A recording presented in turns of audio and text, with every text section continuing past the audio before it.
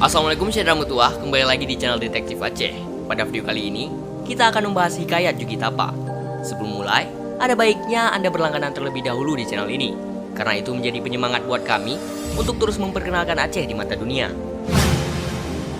Sebuah hikayat lama yang berasal dari Sawang, Aceh Utara, menceritakan tentang seorang murid yang durhaka kepada gurunya. Cerita bermula ketika seorang pemuda yang hidup di Sawang di sebuah perguruan. Ia adalah pemuda yang pandai dan berani. Semua ilmu yang diajarkan oleh gurunya, Tengku Dilok Drin, dapat dikuasai olehnya dengan cukup cepat. Karena itulah, ia disebut dengan sebutan malim muda, yang dapat diartikan orang yang berilmu di usia muda. Dan karena hal inilah, dia diangkat menjadi tangan kanan gurunya. Maka pada suatu hari, Tengku Dilok Drin memberikan sebuah tugas ke malim muda. Akan tetapi, sebelumnya, malim muda harus berjanji dulu kepada gurunya bahwa ia akan mematuhi segala yang dikatakan Tengku Dilok Drin. Malim muda pun menyanggupi hal tersebut. Kemudian Tengku Dilok Drin mengeluarkan sebuah buku tebal dari penyimpanan rahasianya, lalu berbisik pada malim muda. Kitab ini milik sahabatku yang tinggal di desa seberang sungai. Kuperintahkan padamu untuk membawa kembali kitab ini kepada pemiliknya. Tapi jangan pernah kau buka ia, apalagi membacanya. Tengku Dilok Drin melarang keras untuk membuka kitab tersebut. Ia sampai mengulang kalimat itu beberapa kali.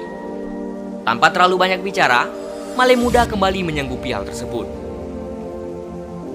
Tak lama kemudian, berangkatlah malim muda untuk mengantarkan kitab itu.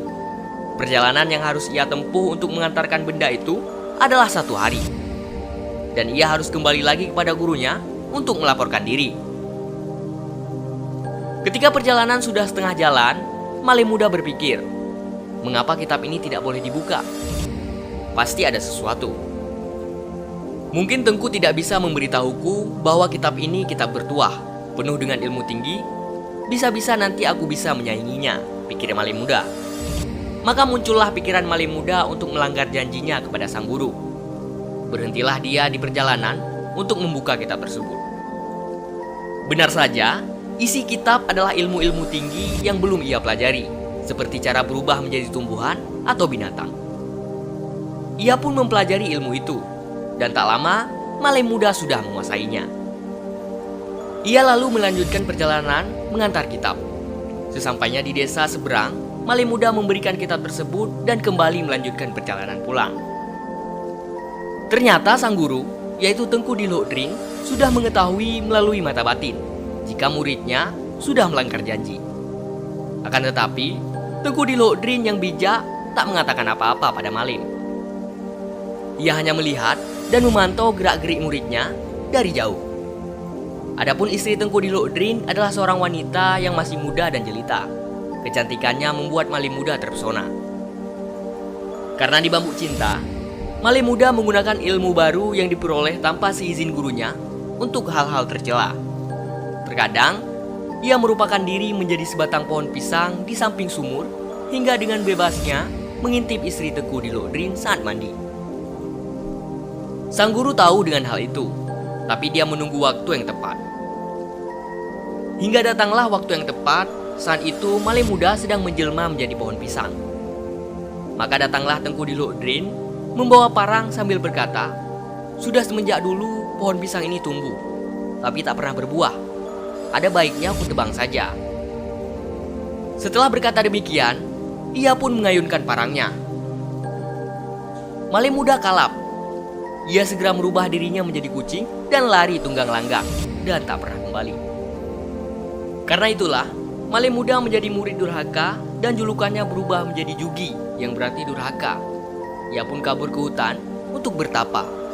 Dari sanalah sebutan malim muda berubah menjadi Jugitapa. Keluar dari bertapa, ia membangun sebuah kerajaan. Jugitapa memimpin dengan angkuh. Dan tak hanya itu, dia juga mempunyai 99 istri. Tak cukup dengan hal itu, Jugitapa berniat mencari istri ke 100. Dan ternyata, di kerajaan tetangga, yaitu kerajaan Kuala II, sang raja memiliki istri yang cantik jelita. Raja tersebut sudah memiliki seorang anak yang masih bayi bernama Banta Muda. Jugitapa pun berniat untuk menculik istri dari raja itu yang bernama Nyakni. Singkat cerita, pada suatu hari raja dari kerajaan Kuala Dua sedang pergi berburu. Mengetahui hal itu, Jugitapa bergegas pergi menculik Nyakni. Hal tersebut diketahui oleh sang raja. Raja yang bernama Banta itu pun menyerang kerajaan Jugitapa. Namun sayang, sang raja dirubah menjadi batu oleh Jugitapa. Tak sampai di situ, ketika sang anak raja Banta sudah besar, ia pun mencari jejak ayah dan ibunya. Setelah mengetahui semua yang terjadi, Banta muda, yaitu anak dari Raja Banta, mencari kelemahan Jugitapa. Maka pergilah ia mencari informasi tentang Jugitapa, kesaktiannya dan kelemahannya. Hingga suatu hari, Banta muda menemukan rahasia kelemahan Jugitapa. Ternyata, Jugitapa meninggalkan nyawanya pada seekor burung beo yang berdiam di atas sebatang pohon di rawa-rawa yang dikelilingi lumpur panas. Bukan hal mudah untuk melewati lumpur panas tersebut. Namun ia tak habis akal, Banta muda menemukan cara untuk membunuh burung beo, yaitu dengan cara memanahnya. Berkat keahliannya, ia berhasil membunuh burung tersebut. Dan bersamaan dengan matinya burung beo itu, tamatlah hidup Jugitapa. Nah, saudara mutua, begitulah cerita singkat kita tentang hikayat Jugitapa. Perlu kami ingatkan, ini adalah sebuah hikayat. Sekian, dan sampai bertemu di video berikutnya.